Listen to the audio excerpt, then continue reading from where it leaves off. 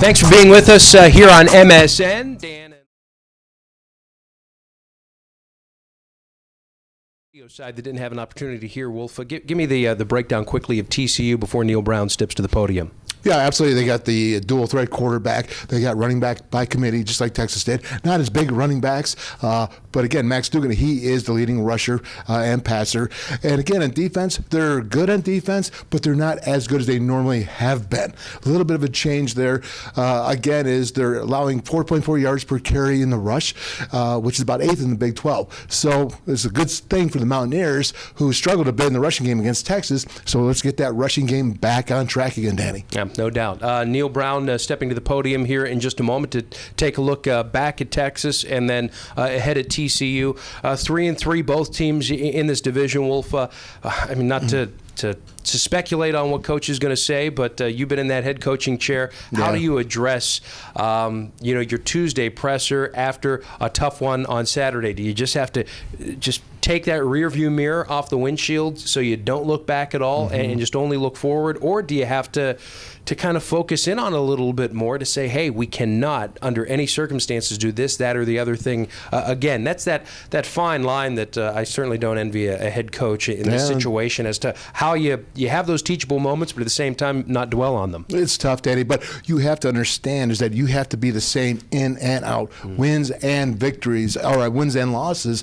because you got to be at that same level. Steady, man, steady. This is a team that is growing. This is a team that is better. If you go back to last year, there's no comparison between the two, how much better they are this year and how they're competing. So what you're going to do is you want to build off what you did well in Texas, and of course you have to address what you didn't do well in Texas, and then you got to let it go. Then your rear mirror is gone. Yeah. Okay, because you learn from it and you move on, and now you're looking ahead towards TCU. There's no doubt, being a head coach, you get.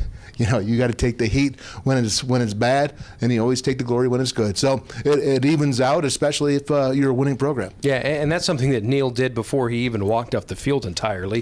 Jed Drenning put a microphone in front of his face, as soon as the clock hit zeros, and Neal said, hey, this one's on me. So he's a straight shooter. He is. Good, bad, indifferent. I think realism is what we're steeped in, and that's so very important. So you'll hear from him when we come back. Plus, Coach Koonz and Winston Wright, our other guests here this hour on the Neal Brown Press Conference Show, presented by Panhandle Cleaning and Restoration on MSN, the Mountaineers Sports Network.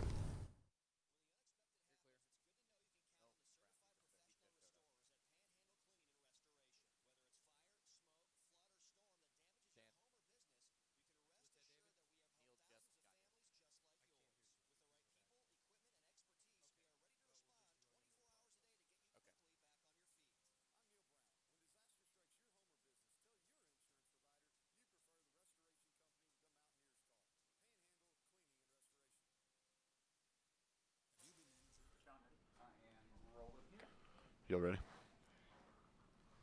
Hi, Coach. Good afternoon. If I just want to start us off with an opening statement, and we'll get started. Yeah, good afternoon. Thanks for everybody being on here. Disappointing loss on Saturday to a very good Texas team that's really talented. Thought our guys competed. Proud of their effort. Really had a good plan in all three phases. We just collectively didn't get it done on Saturday. I think three areas that are key for us coming out of that game. I think we have to make calls and plays in critical situations. That's on myself, staff, players, everybody. We've got to improve our situational awareness. We didn't have great situational awareness in the game, and then we lost fundamentals at key points. And when you get into really pressure situations, I think you got to fall back into your training. And we didn't do that. Kind of went rogue and kind of lost footwork, little detail things in some of the pressure plays. Kind of recap of the game, special teams. Thought our punt coverage was really good, really good. That's the best we punted the ball. We had one that was kind of short, but the rest of them, that was the best we punted the ball. And our coverage units, which are going to have to be really good this week, our punt coverage unit, which is going to have to be really good again this week, I thought did a nice job limiting Texas. I think they had -2 punt return yardage. Kickoff, other than the kick that went out of bounds, our kickoff team bounced back and had a really good day. We had a huge punt return that led to a field goal.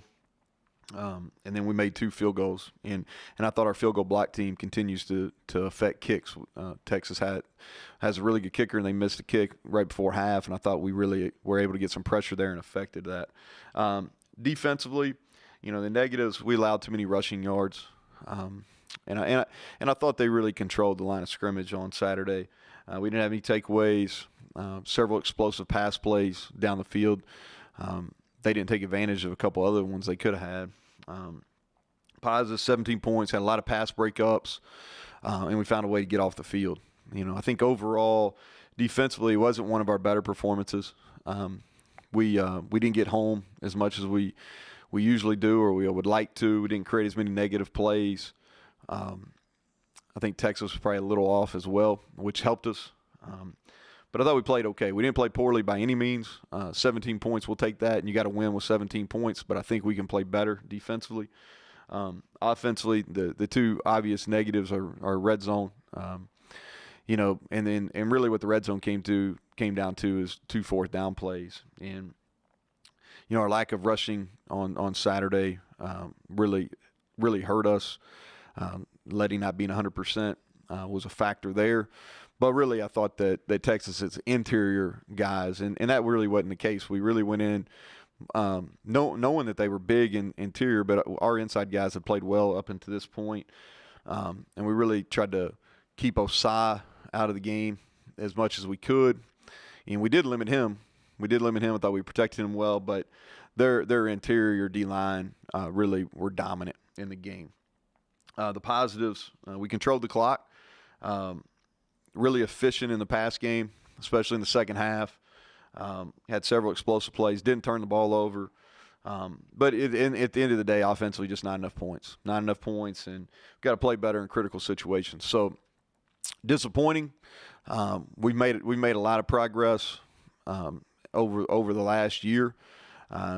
Really weren't in that game against Texas a year ago, past about midpoint of the third quarter, right there with multiple opportunities to win the game. So we're making improvement, but we're not in it for close. And so we've got to be able to finish those games, and that's kind of where we're at right now. So disappointing that we couldn't come away in Austin with the win. So Big 12 conference every week's tough, and so we turn the page, and we've got a TCU team coming in that's playing their best football, and won their last 2 games. I thought they were really had a dominant performance over Texas Tech last Saturday. They look like a typical Gary Patterson football team to me, and they're physical, disciplined, and really playing well right now in all 3 phases. Kind of preview of special teams. They've got a great punter, Australian, older guy that's really punted well for them. They have one of the best punt return units in the country. That's something that they take a lot of pride in. They've been consistently one of the best punt return units in the country. They took one for a touchdown against us last year. Got 2 returners, Spielman and Davis, that are special, and that's going to be a huge play in the game. The games that they played well in, they've always got big returns from their punt return unit, and they do a great job with kickoff return as well. And they do really good schemes, and they've got good returners. And so our coverage units again are going to be tested. I feel like I say that a lot, but this week they will be again. Offensively, they're a spread attack, ability to mix tempos. They go fast when they want to. They've been a very, very effective running the football. And if you look at the stats over the last 2 games, they've really ran the ball well. And I think that's kind of, as they've gone through this winning streak here, that's been the key. Their quarterback, in my mind, is very similar to Ellinger. He's a tough runner, had 180 yards last week, has ability to go the dead when it had an 81-yard run, so he's fast. He's improved his accuracy, tough kid, and he's playing well for them right now. Improved his accuracy as a passer.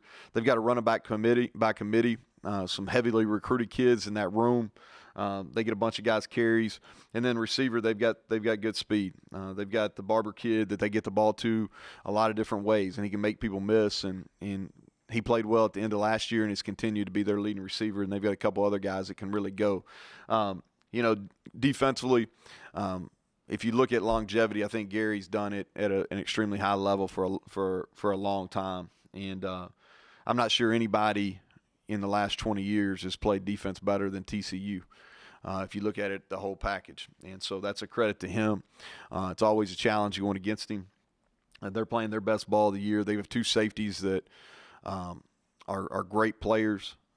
Number 7 will be a high draft pick. The linebacker who feels like he's been there a long time, but Wallow, he is all over the field and plays the game the right way.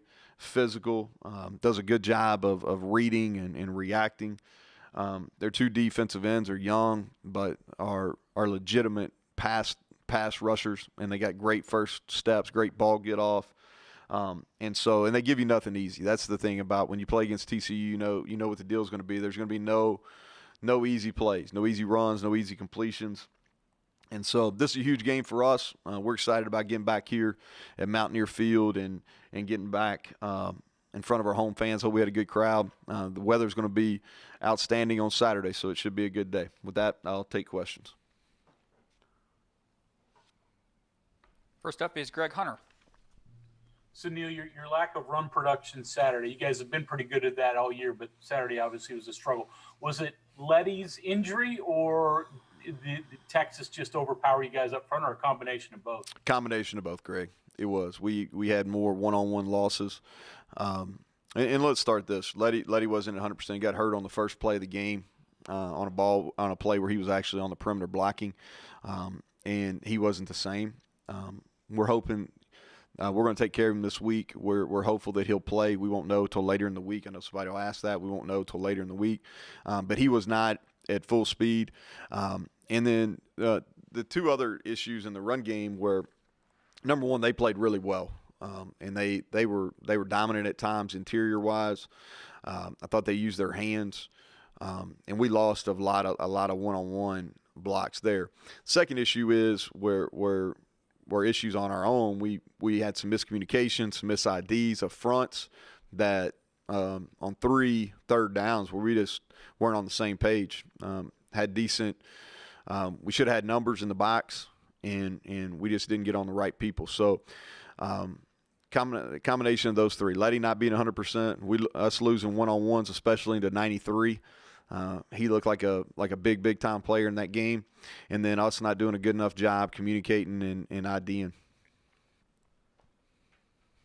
Next is Cody Nesper. Hey, Neal, I wanted to ask about your 4th down philosophy of when, you decide to go for it. Are there guidelines you have for certain areas of the field, or is it all sort of on a case-by-case basis?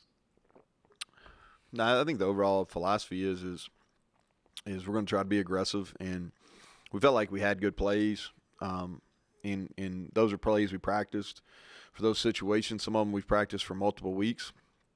And I think that you're going to have scored touchdowns in the red zone in this league. I think that's the way the game would have played out on Saturday also, if we were able to convert that.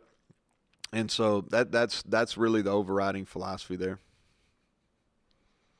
Normally, if you want to talk about, we really would like to run the ball in that situation.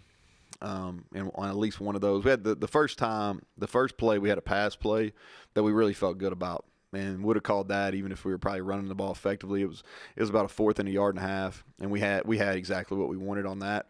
On the second one, it was a yard or less. Ritter ran it. We ran a kind of an RPO where the quarterback had an option.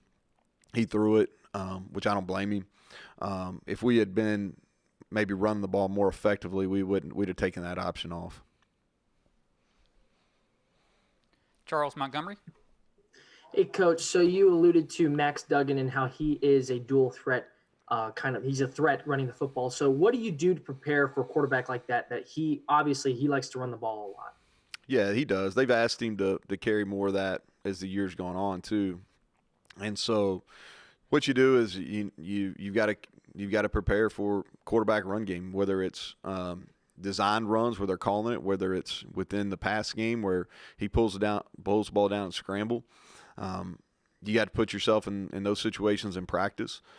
It makes it more difficult though, You know, you have to put at least one more hat in the box, or get, whether it's your nickel or your safety, you got to get another guy down in the box to help account for him. Michael Sussman, you're next. The individual receiving stats are pretty widely distributed at this point in the season between a number of guys. Ford, Wheaton, James, Wright, and Simmons are all at about 40 to 60 yards per game, give or take a few. Is this something that you like to see, or are you still waiting for that higher volume target to emerge in that receiving corps? I think the answer is both. We love for somebody just to be dominant week in, week out. But I like having a lot of guys involved. I think it's good camaraderie. It's good chemistry. I think it's harder to prepare for. And those receivers are getting better. And we're playing a bunch of those guys. We're playing seven or eight consistently each week. And there's been different guys be productive. And so I like rolling in a bunch of guys. You keep them fresh. Defense can't really lock in on any particular target. Kevin Kinder.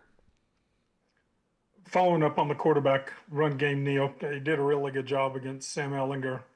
Texas Tech's quarterback, Columbia, hurt you maybe a little bit more than you expected. Is that a factor of one team running the quarterback a little bit differently, of being more aware of what Ehlinger can do? And if that's the case, I'm guessing that's a focus again for this week. Yeah, so with Columbia, I can't remember if it was 49 or 69 yards of his rushing came on pass plays where he pulled the ball down and scrambled.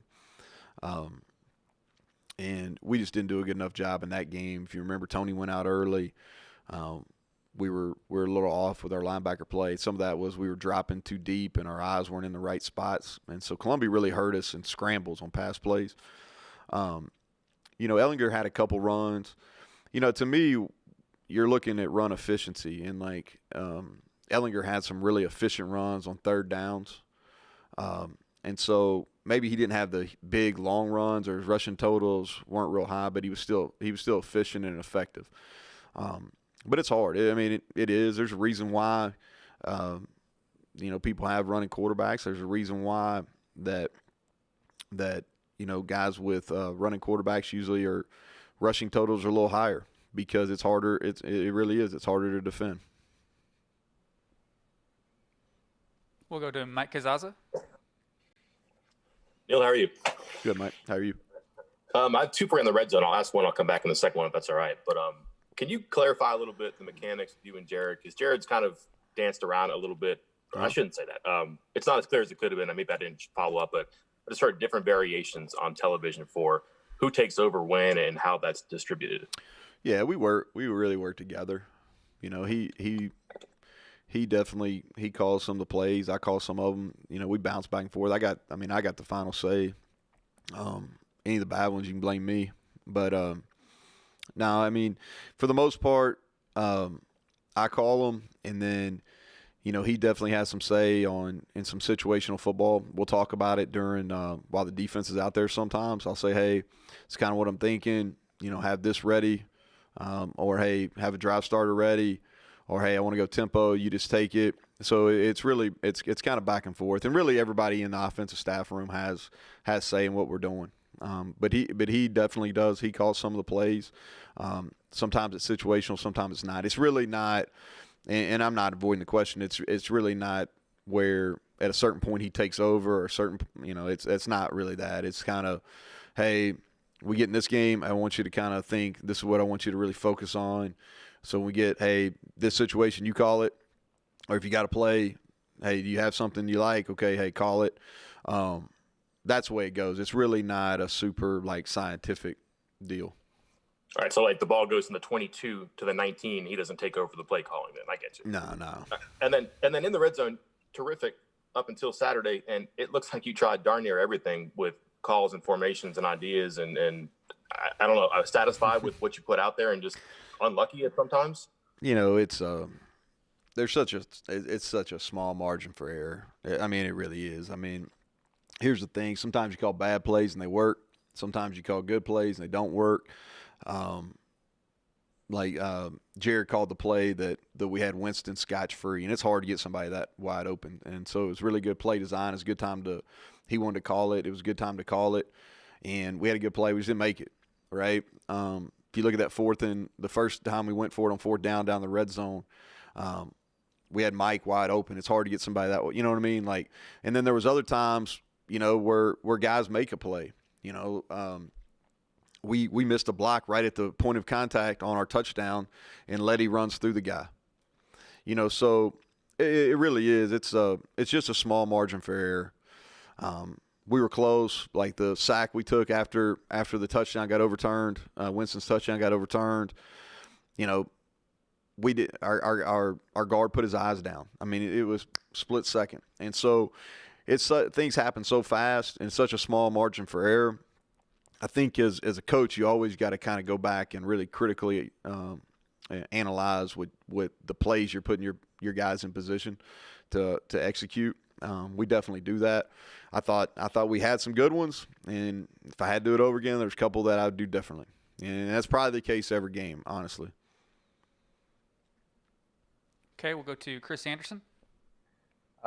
Speaking of margin of error, 4-3 right now, maybe 2 plays away from 6-1. I know, kind of look at it that way. Maybe media do too. Yeah.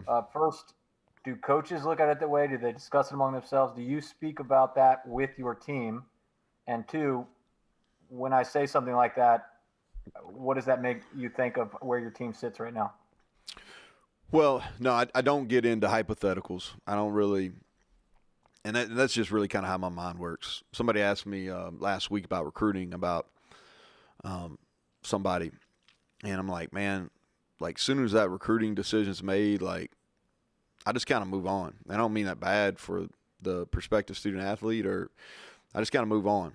And you got to have a kind of a short memory. Obviously I remember almost all the details of every one of the games we played this year. But I don't look back. I'll spend some time after the season, critically, okay, hey, what do we do well? What we didn't do well? What do we have to, how can we get our guys better prepared? Or is there a certain opponent that's giving us issues that we've got to do some different things against, and we can, kind of work them in spring practice and those type of things. Here's what I do know, okay? There is significant improvement in our football team from a year ago. And the reason I know that is because with 4 minutes to go in every single game we've played this year, we've had an opportunity to win, which was definitely not the case a year ago. Now, we found a way to win, 3 of those games that were, you take out the Eastern game. All right, so we've beaten 3 conference opponents that were, 2. I guess one of them was a double overtime game. Kansas State was closer than what the score looked like, and then we were able to pull away from Kansas there in the second half. So we won 3 of them, and then we've had 3 of them that, 2 of them are nationally ranked teams that, we just didn't make the plays necessary. One of them, a sack fumble, really set, was really kind of the difference in the game. Ran the scoop score. And we didn't play great against Texas Tech, and so I know we're better. We've got to finish the year off in a strong note. I know we're better. We're not where we want to be because we're not finishing all those games. And so I know it's a long answer, Chris. I don't get into hypotheticals. I do know we're better. But it is frustrating that we hadn't finished those games yet. All of them. Go ahead, Greg. Hey, Neal, analyze your young offensive linemen for me. Maybe start with Zach Frazier and then the guys we have seen only a little or not at all. Yeah, so I'll just kind of go from left to right because it's easy for me to kind of go through that. I think Brandon Yates played his best game. Really did a nice job. We gave him help with Osai, but I thought he showed really steady improvement. I'm pleased with how he's played, really, probably for the last month. Zach, he had a tough time on Saturday. Didn't play poorly, but that was probably the most struggle he's had. 93 is really long. I mean, he's a huge man. None of you all went to the game, so I don't think you have appreciation for how big a guy he is. and Texas got some big dudes across the board, but he's the biggest. And so that was the most struggles he's had in the game. James Gmitter, who I count as young, he's sophomore. He played more in the game and is getting better. He's back in the flow of things. Bryson Mays, who's a sophomore, played every snap. He's got to get stronger, but he didn't hurt us in the game, and I thought he showed steady improvement from the Kansas State game where he played all but about a series and a half. If you keep going, I think, Parker Moore is getting better. He's getting closer to being ready to play. I think he's got a for sure future here. Jaquay Hubbard came in. It really and he's battled some things. At home where he hadn't been here as much. He's had some illnesses that he's had to really kind of leave and take care of, in full support of myself. But I think he's got a chance. He just needs an off season. Really needs an off season. He missed that last year. Was big for him. I think Jordan White is a guy that definitely can play. He's strength-wise, he's getting there. He had a really good night last night. And so those are some guys that are showing some improvement and getting closer to being ready to play. Final question is John Antonic. Go ahead, John. Yeah, just curious, when they redid this schedule, you knew this point was going to be, this 5 in a row in 5 straight weeks. How do you think your guys are holding up through this, and where are you at right now with that? Yeah, we're probably showing some signs. Yeah, we're showing some signs. It's a long stretch, especially when you don't have the full – you didn't have the full summer and all that kind of stuff to get ready for it. We got the longest stretch. We talked about it. We got the longest stretch of anybody in our league. And so we're going to get through it. We're having to manage. We managed some practice time last week. The election deal actually probably helped us in that fashion. We'll manage some practice time today and tomorrow. But it won't be an excuse. I mean, we it's not going to be a factor in the game.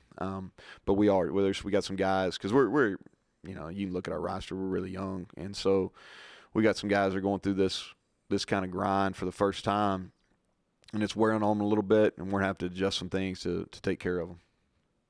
Okay, Coach, thanks a lot for the time. Appreciate it. Okay, thanks. Y'all have a good week. Enjoy the 78, 80 degrees here in the middle of November in West Virginia. All right, so there's Neal Brown here to that. Absolutely gorgeous day in the Mountain State today, and by all accounts on Saturday, it's going to be absolutely a picture perfect as well. Back upstairs here in our network TV booth on MSN for the Neal Brown press conference show.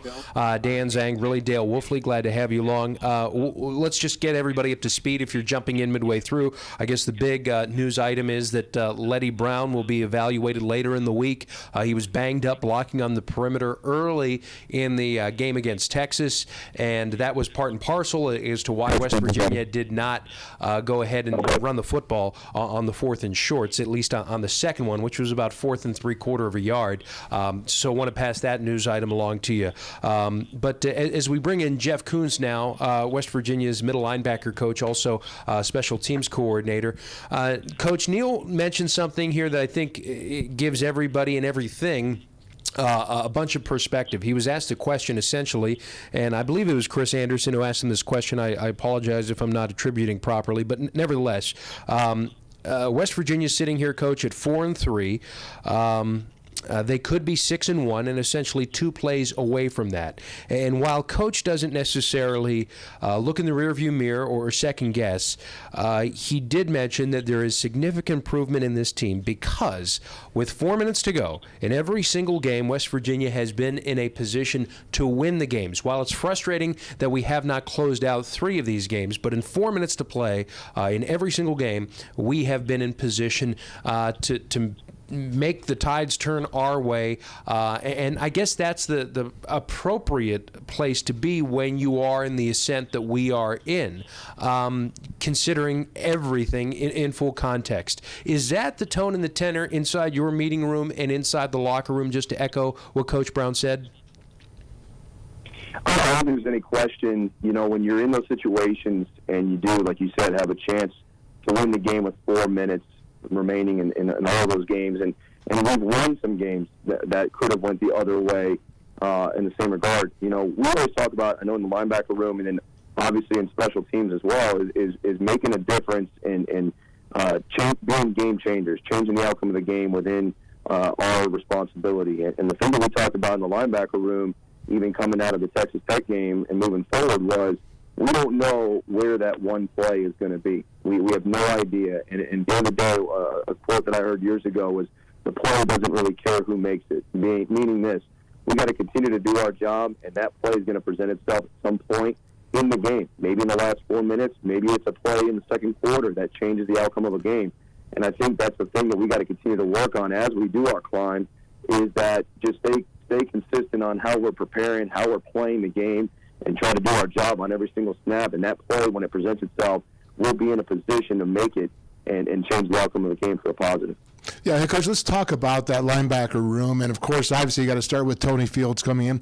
He's number 2 in the Big 12 in tackles. I believe he has 65 total tackles. He's sideline to sideline. But then again, you got Josh Chandler-Semedo, who's really been coming on the last few games. I know that he did get hurt. And then even X-Ray Lowe is really putting in some good time on the field. Please talk to us about the linebacker room. Yeah, I'm proud of those guys. They've really worked hard. And the thing that's improved every single week is just how they prepare, how they work, how they study, the questions that are being asked, the dialogue that they're having both with each other, between plays, on the sidelines during game, adjustment ability. You can't make adjustments if you don't have a real good grasp on not just our base scheme and our base game plan, but also what the offense is giving us and what opponents are giving us. And that's what comes back to the meeting room during the week and how they prepare. So I've been proud on that side of it. And then at the end of the day, they got to be able to make Coach plays. Parker, questions for Coach. We'll start with you, Greg. Hey, Jared, take a look at Allie Jennings for me. Tell me his growth. I mean, he didn't play a ton early, but seemingly being more and more involved late. Yep. So Ali is, he really had a good offseason during, what was our offseason, which was a lot longer than normal, as we know. But he really just, slow start more than anything because of, an injury. So after he's gotten through a hamstring and really gotten back to being healthy, he's starting to come on and give us some significant minutes and reps out there during the game and starting to do some good things. So really more than anything, he's getting healthy and being able to practice full speed and play at a faster level, which has allowed him to get on the field some and help us as we play multiple guys. Michael Sussman, go ahead. There's been a few close losses this season, some missed opportunities. What's your message to your guys as far as trying to find that guy that can step up late in the game and make the big play? Yeah, it's, anytime, of course, we've been in close games. I guess we've played 7 now. We've been in every game, and especially in our 3 losses, there's been critical plays during those games that have affected whether we win or lose. Anytime you lose them, you got to make more, and anytime you win them, you probably made them, So there's really, it's been everything we've kind of tried to get our guys ready for and prepared for as you go, making critical plays during critical times and trusting your training within those and not abandoning it. And that's really it. I think if you can wire guys up to be ready for those moments and just do what we're coached to do, and we put them in good spots, we'll continue to make plays we need to finish games. And that's where we're at. Coach Brown and them have been here a year before me, but we're as a program in year 2.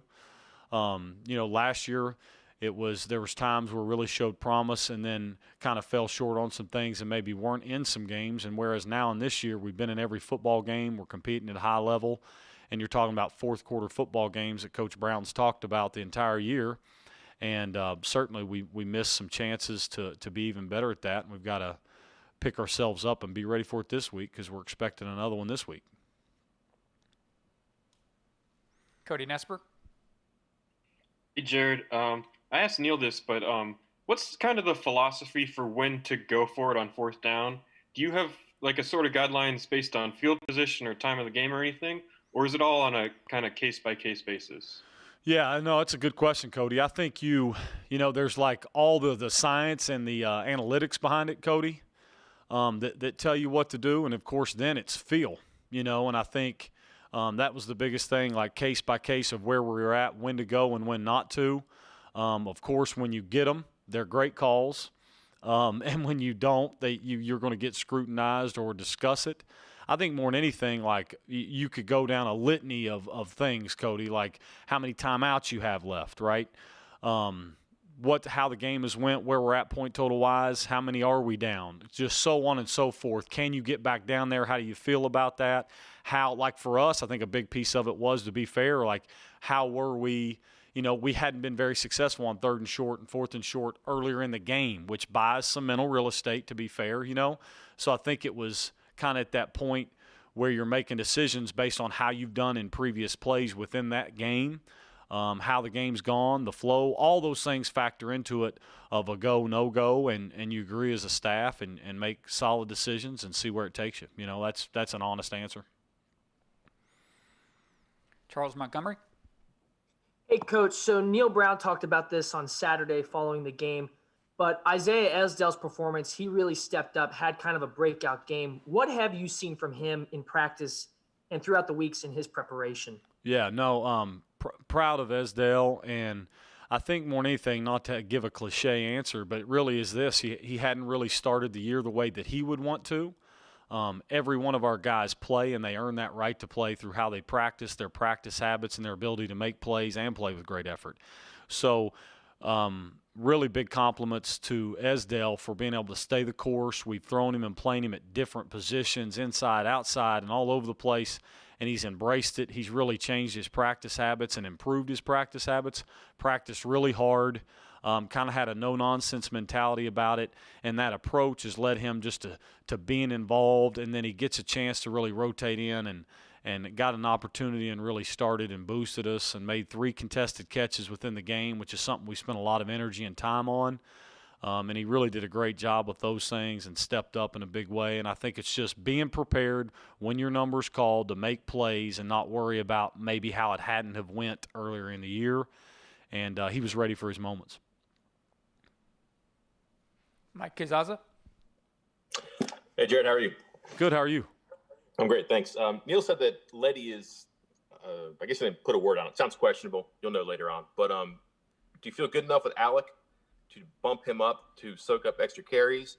Or do you find a way to incorporate Mathis and or Sparrow more? And then separately, those 2 guys we haven't seen very much of, where are they at and how are they doing? Sure. Yeah, they're all doing well. Guys are preparing the right way. From sink field down. The guys, we do a cool thing twice a week where we let our young guys that maybe not get as many reps as they would get during the game on Saturday. So we rep those guys on Mondays and Thursdays and get them some time out there to get better. Our young guys are getting better, no different for those backs, and the guys that don't get a rep as much. And, of course, we believe in all our guys, and we certainly believe in those guys that will have to step up all across our board. Of course, with Letty, with anything out of respect for us and how this stuff gets watched and everything, we won't discuss anything injury-wise out of respect for the program and for Coach Brown. Those are his questions, not mine, so I will respectfully stop there. John Antonik is next. Yeah, curious what you see from Gary Patterson's defense, particularly in the secondary. I know in the past people have talked about he does unique things to maybe rob plays or whatever, and there's opportunities elsewhere. What do you see from what they do? Yep, he's done it a long time at a very successful level, and as well one of the most respected head coaches and coordinator minds in the country in my mind. And it shows up on film. His guys play hard. They've got answers for everything you do. If you get him once, he'll have it fixed the very next time. They route match as good as anybody will play against what you put on film. Their guys trade off stuff very evenly across the board. They communicate well. They're oiled up. They know exactly what they're looking for and why, where their eyes go next, and it shows on film. So what better compliment to a defensive staff and to him as to see that on film. It shows itself with every clip that you put on about how well they're oiled up to match what you do in the route game. Okay, Michael? I asked Coach Brown about this earlier. The individual receiving stats are pretty widely distributed. Wright, James, Simmons, and Ford Wheaton are all between about 40 and 60 yards per game. Is that something that you like to see, or are you waiting for that more dominant guy to kind of emerge? Yeah, I personally, I think with a lot of things, you got one way to go with it. I think right now for where we're at to build the morale of the room, we have youth that's maturing in front of our eyes and getting better and better each week. So what better way to build morale, build maturity than get those guys out on the field so we're not fighting similar issues in a year from now. So guys are getting significant playing time. They're playing at a higher level and still growing and making mistakes and learning from it, which allows you to be in a lot better place when we line up for spring practice and next fall. Instead of fighting similar issues and worrying about depth, we're playing between 6 to 8 wide receivers each week, which makes it a very enticing place to want to come play as a young recruit. And it also makes it a place that it keeps morale high here in-house if the guys practice at a high enough level and are good enough to go out on the game day and perform, and they've shown to do that, and will continue to grow with each other doing it. We'll take these last 2 questions. First, Ryan Pritt. Hey, Jared. Obviously, the road home splits are pretty well known now, and this is your first year with the team, and what is one of the longest travel of any team in any conference in the country. Obviously, like you said, and like Neal said, offensively, you're just a player or two away in most of these games. But I'm wondering if you've seen any discernible difference from being on the road and at home, or if it's just a case of you're playing tough opponents and we just didn't make the play when we needed to make it. Yeah, I mean, of course you have. It's a great question. I think if we care the way we all do in-house, and you look at everything you do from play calls to staff preparation, road, home, all those things factor into, because we care a ton. We care for our guys and care as a staff, and so you're looking at everything you do. So we'll constantly do it, but you certainly don't look back and say, man, I wish we would have prepared differently or anything. It's really just a matter of, it's like I told you guys 2 weeks ago when we didn't play at the level we needed to at the receiver position at Texas Tech. We didn't prepare any differently. We didn't coach them any differently. We didn't prepare any differently. We got a bad result, and then of course you look at it when you get a good result and you got to coach the same way. So it's certainly something that's gotten brought up with 7 games where 4 have been at home, 3 on the road. So we've got to keep on finding ways to press buttons to finish games on the road the way we have at home. But I don't think it's something where you look at something as far as schedule or how we've prepared to really put a finger on it. And Keenan Cummings, go ahead. Hey, Jared, how do you feel that Jared Day's operating in the offense right now? I know you mentioned his leadership capabilities in the offseason. It looks like he's getting better and better and understanding more every single game. Yeah, I think we as a staff obviously feel great about what he's doing. I mean, if you get judged on a guy that finds 35 completions in a game and what he's done over the last 3-4 weeks, I think more than anything he's become, we talk a lot at that position as a staff of him being a decisive decision maker and taking care of the football. So his accuracy's going up, his leadership skills have went up. He's taking care of the football, knock on wood, and put us in position to not lose turnover margin. And it's put us in a position to win football games or be in them.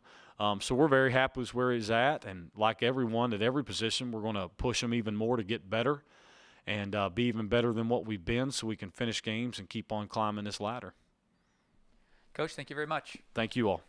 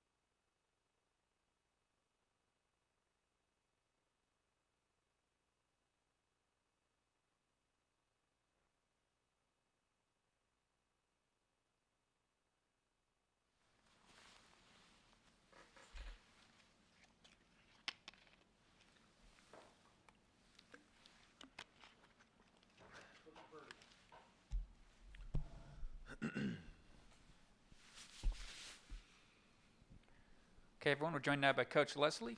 Open it up to questions. First up is Greg Hunter. So, Jordan, overall, your run game stats against the run are pretty good, but you've been hit a couple of times in recent games with a big run. Just a product of a misfit, or, I guess, how do you correct such a thing? Saturday, the first play was a little bit of both. We misfit one guy, and we missed a crucial tackle that would have made up for the misfit. So that was a little bit of it was a play we hadn't seen from them. So we knew when that happens, you just hope it doesn't hit you for that much. But the missed tackle is where the chunk yardage come from. The misfit, it really would have been a gain of probably 6, 7. But we get it fixed. Then they hit us with another one for I think about 12 or 13 that we hadn't seen later in the second quarter. We got it fixed. And they hit us for one big one on a couple missed tackles. So it was it was a little bit of both. Something and those happen. Those other guys coach too, and they scheme you, and you got to figure it out and fix it wherever it is, and so the rest of it was missed.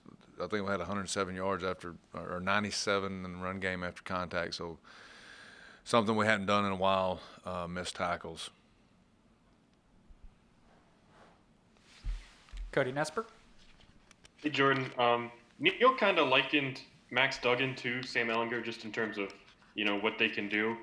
So I was wondering, does having played, obviously prepared for Ehlinger last week, does that transition well into this week, preparing for Duggan? Player to player, yeah, they're similar, but it doesn't necessarily translate because the scheme is, if the scheme's different, which it is. TCU is a little bit different, so you still have to, prepare for their scheme, no matter who is running the ball. Now, comparable skill sets to Ehlinger, yes, very similar. But does the plan prepare you for the next week because you have the same type of skill set? Not necessarily, because the scheme may be different. Michael Sussman, we'll go to you. When you're in a tough game like Saturday where the offense is struggling to score, what's your message to your guys as far as keeping them engaged to kind of take the game on their own shoulders in a way? Well, you always, that no matter how the offense is playing, that's really our message most of the time, and that's who we want to be as a defense. You can't just say, hey guys, we got to show up because our offense is not, doing this, or they're struggling in this area or this time. It's not just like, hey, let's flip a switch and we got to go. Well, we have to play that way all the time. We just have to know that in those games, in that situation, and I really look back. That's what I told the guys when we got back Monday. Was that if I look at our 3 losses, and defensively, it's 4 or 5 plays where if we make them, maybe there's a chance, or the game goes a different way. Anywhere in that game, first quarter to fourth quarter. The fourth quarter is always going to stick out. I take some third downs at Oklahoma State. I take a red zone play at Texas Tech, and I can take any number of any 2 third downs from the other day on the first drive of the game, that if you make it. So you don't know at that point how the offense is playing. But we had 2 after that big run. We get them to 2 third downs inside the red zone, and we don't make a play. So yes, I understand what you're saying. Hey, you got to understand the flow of the game, and this is what's happening. But we have to. My message to our guys was those 4 or 5 plays that we're lacking in those against really good, the opponents like Texas or Oklahoma State or whoever. We got to figure out how to make those. John Antonic. Curious. I asked Neal this. I'll ask you too. You're in the middle of a 5-game, 5-week stretch And I know you've got to do all your work to get prepared for the TCU game. Is that in the back of your mind when you're dealing with your guys, particularly a young team, going through the grind of a season like this and having those 5 games in a row and all physical, tough games? I mean, yeah. I mean, it's, but everybody's going through the same thing. You know, or do you think about it? Do you have to? I don't know about 5 in a row. I think you're the only team that's got 5 games in 5 straight weeks. Yeah, I mean, 4 in a row, 5 in a row. I mean, it's, yeah. I mean, you have to look at it and say, okay, maybe there's things in this area of practice, or maybe there's things that we normally would do on a Tuesday or Wednesday that we may need to look at doing different. Yeah, those are things that you think about and you adjust as you go, just depending on how your roster handles, that 5-game stretch. But I mean, it's, that's just that's just football. Mike Kazaza. Hey, Jordan. A couple of years ago, Patterson kind of reinvented his offense and brought in Meacham and Cumbie, and you're figuring it's air raid, and all that stuff. They run the ball way more than they pass it, and they're generally pretty effective with it. I understand that has a lot to do with Duggan, but anything distinguishing about their running game that explains their numbers, but maybe also their usage? I think they're just as good as anybody that we've seen up to this point with depth at running back. And I thought Texas was really good depth at running back, even though the starter was out. Number 2 and number 5 were both extremely talented. And these guys this week, 24 is talented, 6 is talented. They run the ball with 4. The slot receiver who's extremely fast. So they and then obviously Duggan he does what he does. So. Yeah, it's I think it's just that's the strength of their football team, as opposed to maybe what it was 3 or 4 years ago. Any other questions for Coach Lesley? I see you, Mike. Go ahead. Going back to the play you hadn't seen from Texas, I think it might have been you or Neal certainly, but talked in the earlier part of the season about the unknown of what teams might be able to add during the season just because of the amount of time lost in the offseason and how much would be just spent trying to get things right.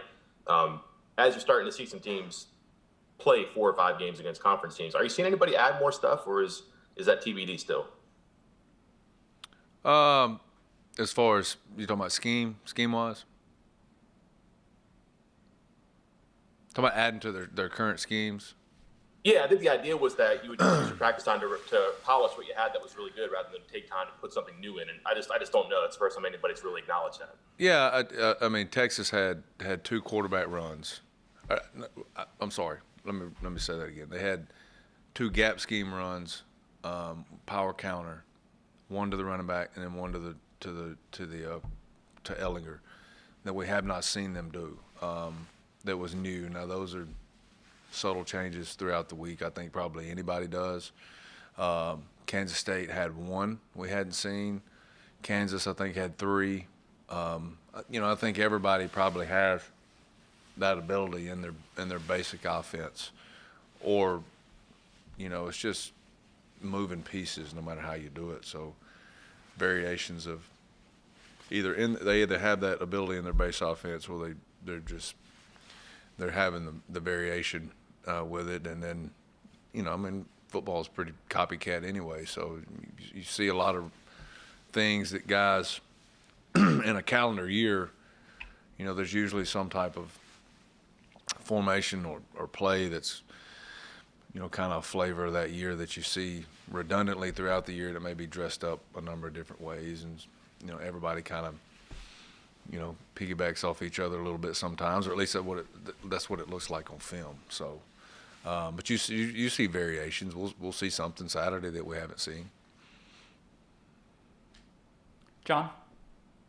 Curious, you may have answered this, how many of Duggan's 19 runs were design runs? How many of them were scrambles? And I noticed here he didn't complete a high percentage of passes against Texas Tech. Was that a result of them running more to compensate for that a little bit? Yeah, I think it is. I don't know the exact number of 19, but most of them are. And some of them may look like scrambles that are designed quarterback draws too. So, but yeah, I think that a lot of that was, they're against Texas Tech. They are having success, so why get away from it with how that game was going? So. Okay, Coach. Thank you very much. Thank you.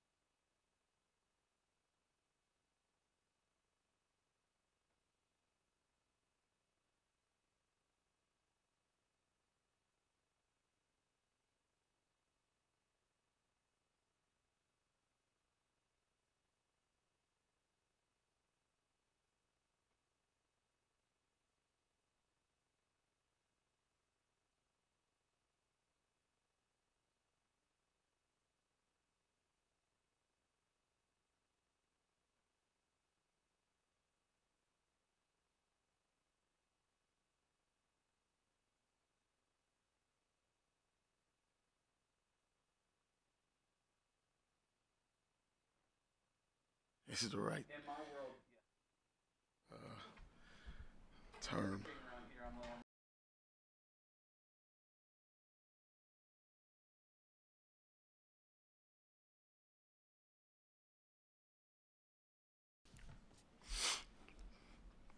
Joined now by Coach Adai. We'll open it up to questions. Go ahead, Greg. Jamal, when a quarterback runs/scrambles, are there rules for defensive backs? How do they have to get involved in stopping quarterback run? The quarterback.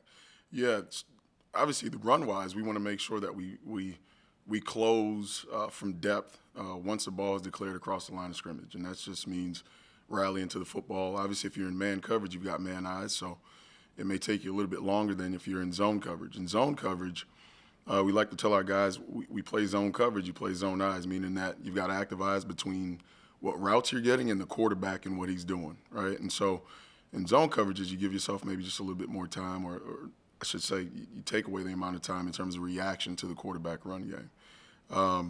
And so really we just want to be secondary, not necessarily contained, but secondary fitters where we close the pocket or close whatever alley he seems to be finding down from depth.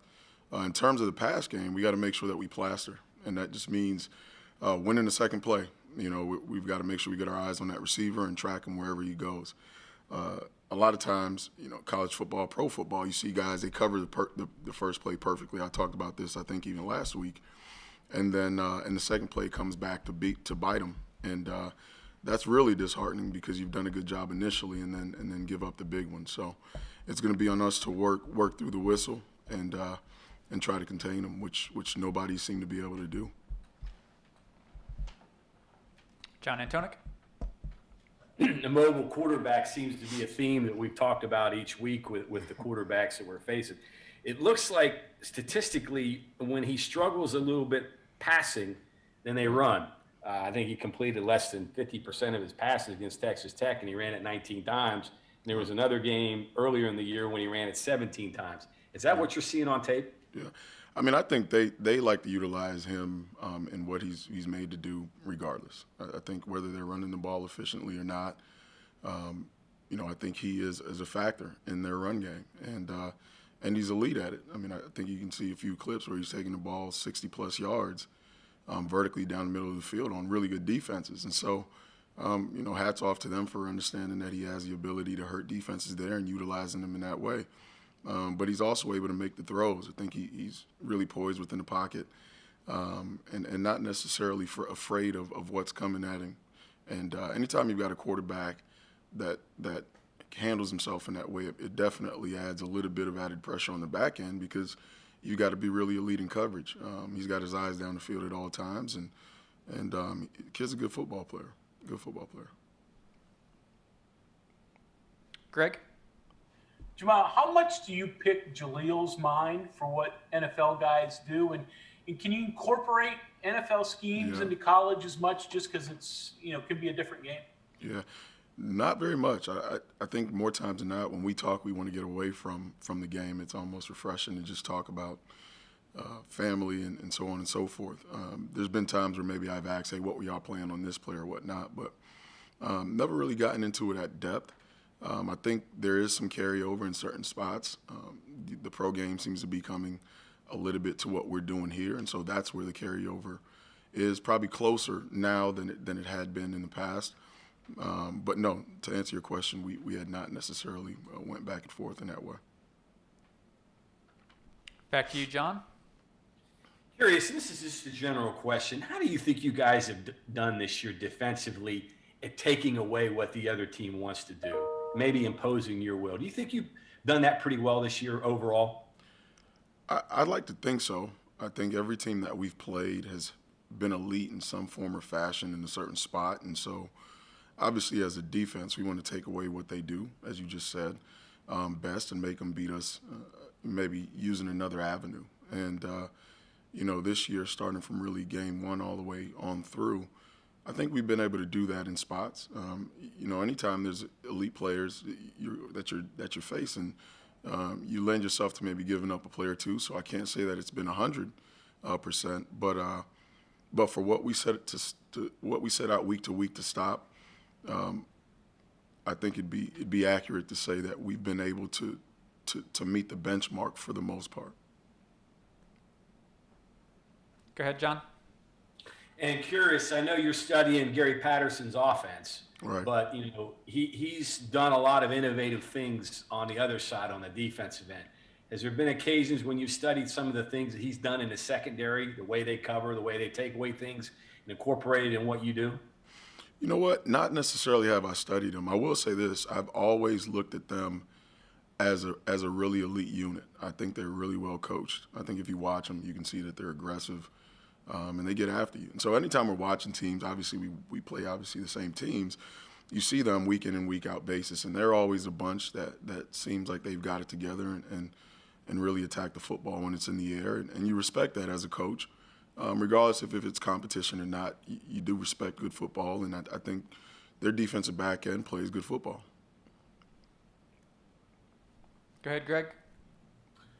Jamal, you came up with West Virginia when the 3-3 was unusual in college football. Now that 5 safety look, whether it's from a 3-man front or a 4-man, is commonplace. Is almost everybody run some sort of variation of that now?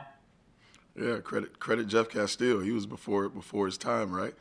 The old wizard. But no, I think it's just you've got also a different athlete in the sense where, back in the day, I think safeties were known as more kind of pluggers and not necessarily cover guys. And then, the advent of the quarterback run, you had to kind of be able to do both. And now you put, you take, really your, I guess, run-of-the-mill Sam linebacker and you switch him out for a nickel, knowing that we have to now match slots that can also play out of the slot receiver. And so, like you said, the game has evolved to where now you need that speed on the field and athletes that have the ability to not only play the run game but also play isolated coverage. And, the 3-3 stack, I think that was probably the start of not only having extra athletes on the field, but also being able to leverage the football and take away the run game. I think what was probably most impressive of those years was the fact that, you got 3 down linemen and teams, consistently could not run the football on it.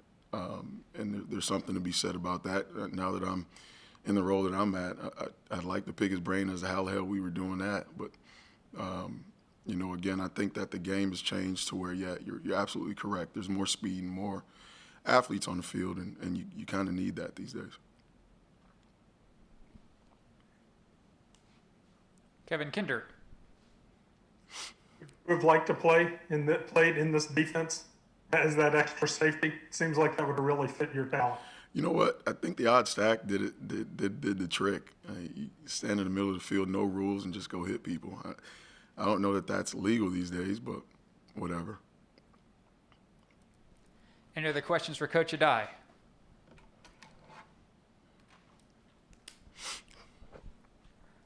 Okay, Coach, thank you very much. Thank you, guys.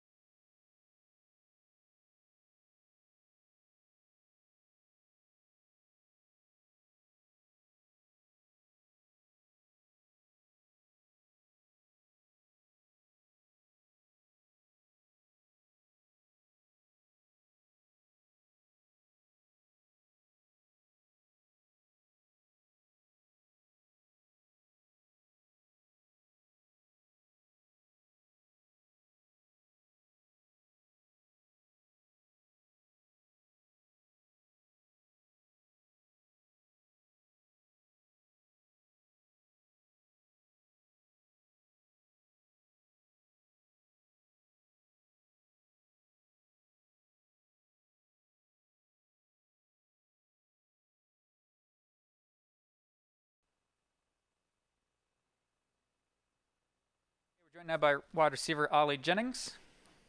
Questions? Go ahead, Greg. Allie, Coach Parker was talking earlier. You had some injuries early that kept you off the field at the beginning of the season. Just go through the frustration level there, how you've come along since then. I had a lot of frustration. I kind of got down on myself during camp because I worked so hard in the off season and during the entire COVID situation to come back and try and make a huge impact. I felt like it kind of set me back like 2 months behind everybody else. But I feel like these past few games, I'm getting back to myself better than what I was last year, and I'm just going to keep moving forward with it. Next question is Kevin Kinder. Ollie, in fighting through that, is there any particular teammate or group of teammates, that kind of helped you get through that, battle through that? I know obviously Isaiah Esdale's another who had kind of a slow start, but has come on of late. Pretty much my entire room, we all stay together like through practice, and whenever we come to the facility, we laugh, joke all the time.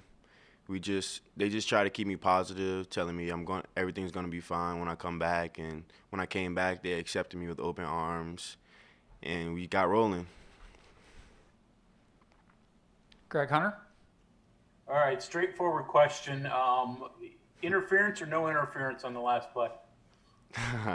It was definitely interference, but I have to do more to get open instead of letting him be able to grab me. Keenan Cummings. How much did your experience last year kind of help you through that too? I know you mentioned your teammates, but just the fact you've been there, you've been on the field, you've done it. It's helped me a lot this year, especially since I had a late start. The game already slowed down a lot for me. I still probably could get more, like a better feel for it, but I feel like it helped me a lot last year. Next is Cody Nesper. Hey, Ali, I was just wondering, what can you tell us about guys like Sean Ryan and Isaiah, who, like you, kind of didn't start the season off probably how they wanted, but the past couple weeks especially have been getting more chances? I say we're fighters. We things weren't going our way, but we kept our heads, we kept fighting, kept pushing, and we're coming out on the brighter side of things. Carly Nevis. Kind of just alluded to it, Ali, but how much are you like a chip on your shoulder type of guy? Does it fuel you that people may have forgotten about you on this team to get back and kind of remind people who the player that you could be? That's mainly what I think about every day. Like, I have my teammates that are eating, getting a lot of shine, and I kind of got brushed like back into the shadows from like playing a lot my freshman year, but now I'm just focusing on myself, doing as much as I can for the team to make an impact on the game, and that's mainly what I think about every day. Back to you, Greg. So you've been in Neal's offense for 2 years now. Anything unique for receivers in this, in comparison to what you've done in high school or other times? I feel like everything's pretty the same. Like, we have a lot of the same concepts I had in high school, which was easier for me to transition from high school to college. I had a lot of preparation from high school, from great coaches, great receiver coaches, and head coaches that helped me actually be able to make it an easier transition to come here and actually play an offense like this. Cody? So Coach Parker was kind of telling us that playing time for you guys is really dictated by how you practice. What does that do to how you guys practice? Are practices like really competitive then? Yeah, they're very competitive. We all come in, we try and practice the hardest. We got the GPS, which tracks our like player load and speeds and stuff, and we're always looking at it, trying to joke and laugh with each other about who had the fastest speeds, who had the highest player loads, to like kind of like see who works the hardest. But we all try and motivate each other to keep pushing and keep getting better, and that's just the biggest part about practice. Kevin, go ahead. Well, it looks like in the past 2 or 3 games, you have been a target on 3rd and shorts, maybe running, little physical routes, quick slants where you can screen a defender away and catch the ball. Is that the case? Do you see that as one of your roles? And what do you feel you have that could make you good in that role? I feel like any receiver in our court can do the same thing I'm doing. It just so happened I've been in the right place at the right time. They trust everyone that's in our room can go make the same plays I've made and the same plays everybody else has made. Mike Kazaza. Ali, how's it going? I'm good. How are you? I'm great. Thanks, man. A lot of quick stuff outside last week, but also the past few games, not just to you, but to Bryce and Sean and everybody. It looks like receivers are doing better there, and you're also getting some help from the offensive line by blocking and getting in the way of the other guys, too. How much better is that, and how key is that to what you're trying to do with the passing game? With the way we're playing now, I feel like we can be one of the most explosive offenses in the country. Our motto is to be the most improved offense, and we all feel like we're doing that. We're accomplishing that goal. So I feel like that's going to be a huge stepping stone in these last 3 games. And Greg, go ahead. All right, Allie, my memory sometimes is faulty, but take me through your recruitment. My memory is you committed to Dana's staff.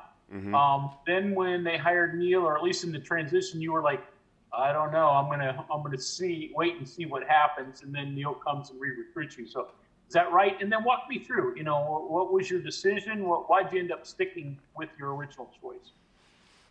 It was kind of scary at first because I got so close with the first coaching staff, and then I see some guys left, and I was trying to figure out what was going on, and then we got Coach Xavier died kind of late.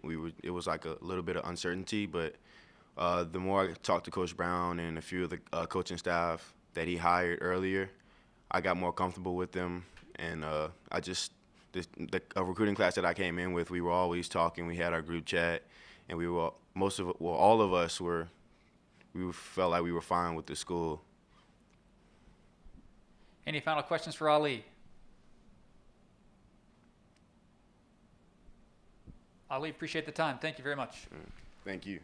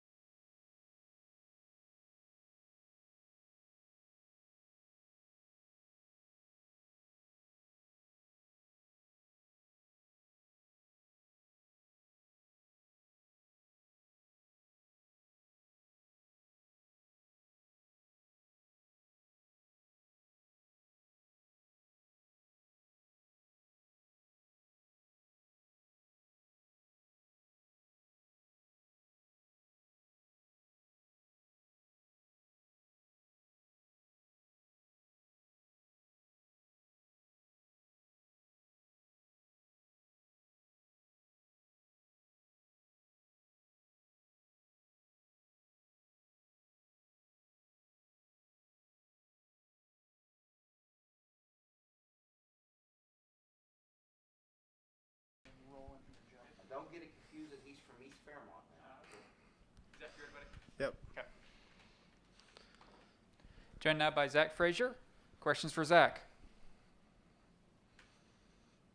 Go ahead, Greg. So, Zach, true freshmen playing offensive line are rare, really rare at West Virginia. Did you in your wildest dreams think that you would be a starter this early? And then what's the transition been like?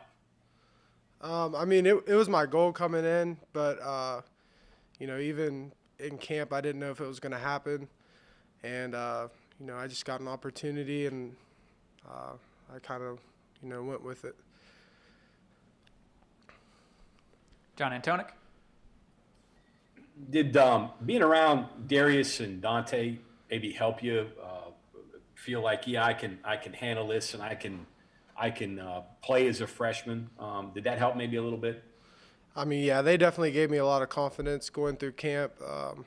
They'd tell me, that I was doing the right things, and just gave me a lot of support. Cody, go ahead. Hey, Zach. So we've all pretty much heard about your wrestling prowess. I was just wondering, are there similarities between wrestling and playing offensive line? I mean, there's definitely similarities, but, just with leverage and, using your hands are definitely important for playing offensive line. Back to Greg. So what's been the hardest part of from high school to college? I'm sure it's night and day, but what's been the hardest thing for you to adapt to? I would say just learning the plays and learning the techniques. I think that was the hardest thing I had to do, and that was really the key for me, is just understanding the plays and stuff like that. John? Okay, walk me through the first time you're out there and the guy you're supposed to block isn't where he is. And what's going through your mind? How are you processing all that? And what was your response? I mean, Chase normally, he IDs the front and, tells me where to go. So I don't really have to worry too much about, if they line up differently. We just figure it out while we're out there. Carly? Hey, Zach, how are you? Good, how are you? Good. Nice to see your face. How much different are the guys you're going up against in the Big 12 than the ones you saw, a couple of months ago in Class AA? Definitely a lot different. Bigger, stronger, faster, all of the above. It's definitely, the game's a lot faster than high school, obviously, and yeah. So. Go ahead, Greg. So not only you playing young, but now you're playing two positions. Is it hard going back and forth from guard to center? I don't feel like it is, because I learned center first, And when you learn center, you pretty much know what everyone does, so switching to guard's not very hard. And when I'm at guard, Chase is making the call, so it's not too hard for me. Back over to John. So getting back to what I asked you before, so you've had all clean grades, you blocked everybody the way you're supposed to, everything's lined up perfectly for you? What was that? I'm sorry. I said, getting back to what I asked you before about Chase helping you with guys when they're not where they're supposed to be or not where you think they're supposed to be. So all clean grades, everything's been all good for you so far? Yeah, there hasn't been anything too hard. We just figured out on the sideline, and or we'll go back to the sideline and talk to Coach Moore and show, that this defense has given us a different look than they have on film, and we'll just figure it out on the sideline and switch it on the next drive.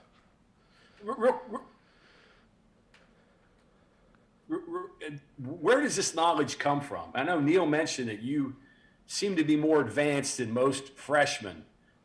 Did you study this with your dad? Where does this come from? Yeah, for sure. I mean, my dad helped me a lot. He played college football at Fairmont State, and he's kind of always worked with me, since I was in, Pee Wee football. He taught me, the fundamentals, everything I needed to know. And then just understanding football, he helped me out a lot. With the plays we ran in high school, I feel like I had a lot better understanding than most people because of my dad. Mike Kazaza? Zach, last game, the Texas interior, really big. I'm guessing the biggest you've seen so far up front. Do you have to have a game like that just to figure out what it's like and then how to deal with just guys who are, 6'4" and 350 pounds? Yeah, I mean, they were definitely very tall and, big. But I don't know. It was definitely different, but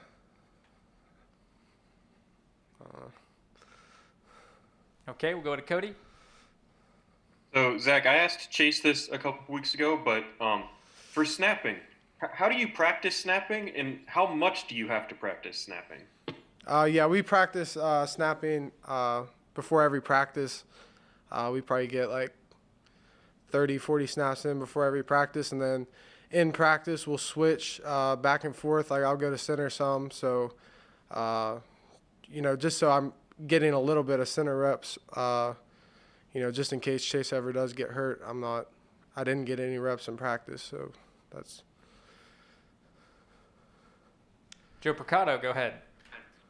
Hey, Zach, I know the opener was kind of weird for everybody with no fans in the stands, but you're out there for the first snap. Did you have a moment to kind of take it all in? Did you get nervous during that first play, or were you pretty comfortable once the ball was snapped? No, I was comfortable. It was kind of what I work for, and that's, like my goal and dream. So, I was excited to be out there. Okay, John? Curious, they've been running a lot to your side, the left side, two young guys, you and Brandon. First of all, does that give you confidence? And the second thing, can you walk me through that block you got against Baylor to spring Letty to score the game-winning touchdown? I mean, yeah, that definitely, gives me a lot of confidence when they run the ball to our side, and I think Yates does a great job. He helps me out too, and on that block particularly, the guy that was in front of me crossed my face, so I just kind of drove him inside. Like I kept driving him to A-gap, and it kind of widened the hole a little enough for Letty to get through. I think you're a little more than drove him. I think you took him about 4 or 5 yards into the end zone. Yeah, I definitely ran my feet as hard as I could. So. Greg? So talking about Dante and Darius again, what were the wars like with them in high school, and how much did just competing against them give you some confidence that, hey, I can go to the next level if I can play against these guys who are going to the next level? Yeah, I mean they just gave me a lot of confidence. I go against them in practice, and they definitely got me their fair share. I mean, made me look bad a couple times, but, I've got them, a few times, very few times, but, that gives me a little bit of confidence, when we can compete together and, win reps against each other. And I mean, they win way more than I win, but that's one. Last couple. Go ahead, Mike. Zach, can you talk about two guys who probably meant a lot for you as a freshman getting used to things? One, T.O., and then secondly, Mike Joseph, because there's a bit of a family history there too, correct? Yep. He went to my high school, and he's close with my family, my mother's family. John? Just curious, what's in the water down there at Fairmont to get all these high major football players, particularly linemen, the Stills brothers and you? What's going on down there? I don't know. We have a great program down there, and great coaches, and they definitely helped all of us. And it's really a great program down there. It's fun to play for Coach Bardick, and all of our coaches. So I think we have a good system down there in Fairmont. It's not a huge school either, not a big town anymore. Fairmont's a lot smaller than it was. I mean, you're just a AA school, and you got all these Division I players coming out of there. Yeah, for sure. I can't really explain it, but it's definitely been a fun couple of years. A lot of people have came out of there, and it's just been fun playing with everyone, and I'm sure fun to watch too. And finally, Joe Percato. Zach, we talked last year about you practicing a lot snaps at center, knowing that you're probably going to get some center reps. But how different is it just snapping on your own, or when you actually get into a game and you got a nose lined up against you? Yeah, I don't really think about it too much. I think thinking about snapping the ball probably messed me up, but it's something I just do now. I don't really have to. It's more muscle memory now than it was, a couple months ago when I first started out snapping. So it's definitely a lot more comfortable now. Okay, Zach, thank you very much. Appreciate it. Thank you.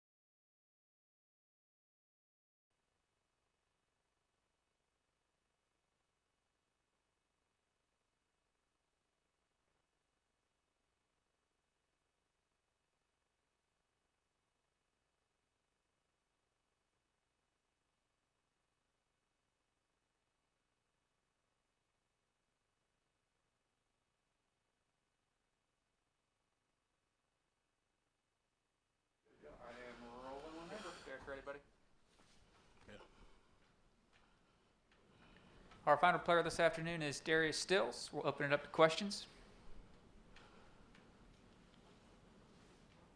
Greg Hunter. So Darius, just give me a general overview. How has the defense played so far? How have you played so far? The defense played very well, but we still got a lot of work to do. But you know, we're playing better than people have expected to play. We're top defense in the nation, number one defense in Big 12. You know, but we know we got to continue to just keep climbing and doing better.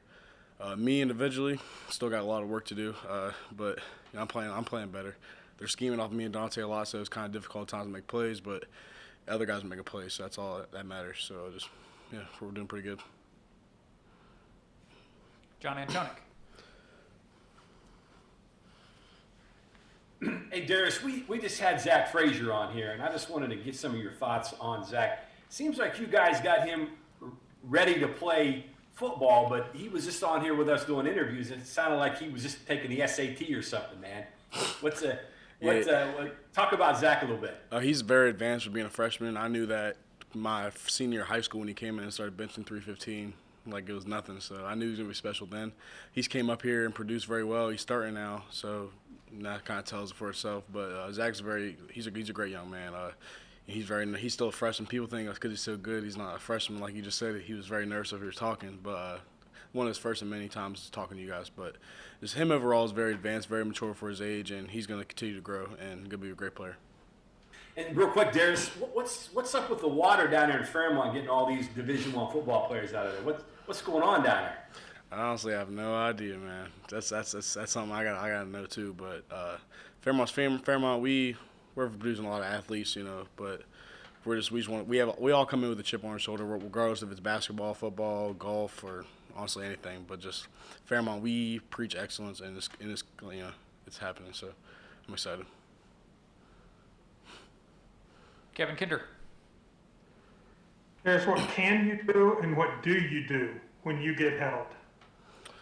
I mean, getting held is kind of a compliment. You know, the O-line's kind of like we got the coaches tell us to hold in order to stop you guys. So they kind of do everything they can. But to get, you know, Dante, sometimes like the ref, they're holding me, and there's like just they got to. I'm not going to call holding calling you Dante because that's what they got to do to stop y'all. So we came to that realization real quick. But you know, it's a compliment, I guess. But it gets irritating at times because sometimes you're right there to make a play, but they're holding you and they stop you. But other than that, it's as long as my other teammates make plays, that's all that matters. Cody Nesper. Hey, Darius.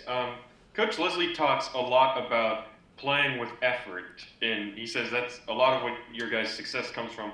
I was wondering if you could just kind of explain to us what that means, because that's, you know, kind of a vague statement, but as a player, what does that mean to you? There's two different terms we use: is working hard and competing. Everybody works hard, regardless of what it is, football, anything. But if you compete, that's different. Competing is just that extra effort, getting the ball out or jumping on the ball whenever it's out on the ground. It's just honestly just our level of competition amongst each other and amongst other teams.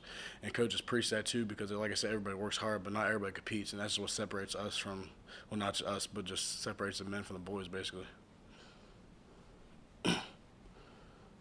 Go ahead, Greg. So, Darius, just look at your career overall. Has it met, exceeded, underperformed from what you thought it would be when you first got here? I mean, you've been a starter for a while, all Big 12. I'd have to think you've reached almost every goal you set for yourself. So, with me, is I'm never really satisfied on like my accomplishments because at the end of the day, I feel like I just got to keep on proving myself more and more. But I've gotten everything I wanted out of being a college football player. I came up here nervous but not expecting. Like, I had the dream of doing what I'm doing now, but you really don't know how it's going to go. But, you know, I'm living the dream right now. So I'm excited about just my next chapter in my life and where I'm going to go. John? Getting back to Zach, was there a wow moment or a time when you saw him as a young guy and you're like, hey, this dude's got a chance? I think the first snap he played here, he pancaked one of the other opposing D linemen just easily, and I knew from then on out he's going to be a great player here. So just watch out for Zach. He's going to be a guy that's going to be he has a chance to go to the next level for sure. So just watch out for him.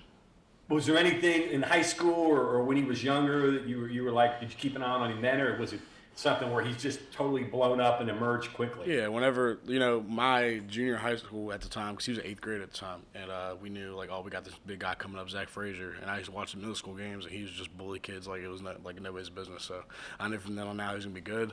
And just people talk about, difference between college and divisional football and all this, but no, Zach, it doesn't even face him. He's a very good player, and he's going to continue to grow. Last thing here for me, how about the Baylor block? Did you guys get a chance to watch that when he sprung Letty for the game-winning touchdown? We watched. Seems like that was one a lot of people are talking about. Man, I'm just glad we won that game, and it's one of the most fun games I've ever played in. But yeah, we watch it a lot. We watch our highlights a lot, but at the same time, we can't dwell on the highlights because we still got more games to play. So we'll kind of watch our highlights at the end of the year. But as of right now, we got to focus on TCU, and we're gonna focus on getting that win. Cody? So I wanted to ask you about your decision to come back this year and not go to the NFL. More than halfway through the season now, as you reflect on it, how do you feel about that decision? And then obviously Colton kind of made the same decision last year. Did you talk to him at all? Have you talked to him at all about being in the similar situations? I really haven't talked to him about it, but it's just kind of a personal decision I got to make for myself and what's best for my family. But you never know what happens. I'm kind of just focusing on what's going on right now instead of what my decision is going to be after this year or just next year or whatever. But I'm just trying to focus on my team right now and winning these 3 games. So I'll make that. I'll worry about that when the time comes. But as right now, I'm worried about TCU.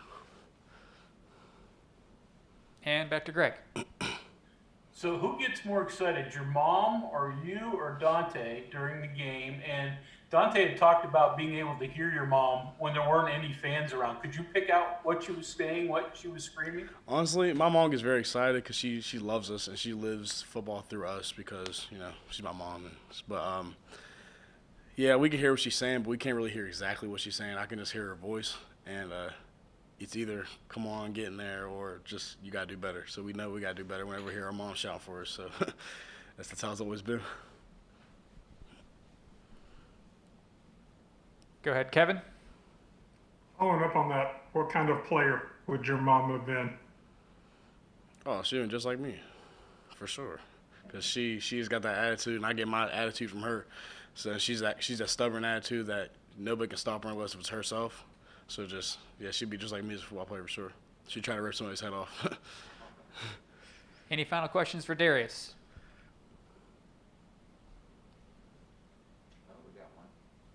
Go ahead, Greg. One last one on the family. Okay, you and Dante as young kids. How much did you fight?